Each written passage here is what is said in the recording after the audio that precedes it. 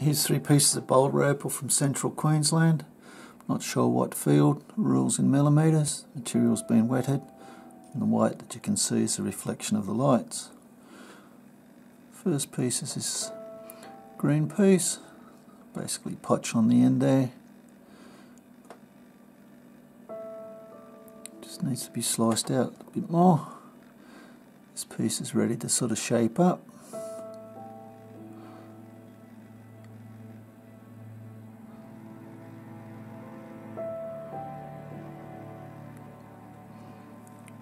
To make a decision which side you want there. Got a saw mark there, but that doesn't matter, it's on the edge.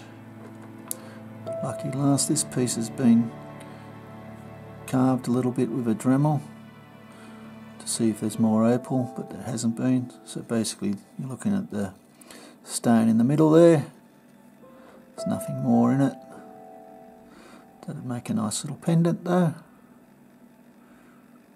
Pretty blues, dark blues, greens. Anyway, hope you've enjoyed. Cheers.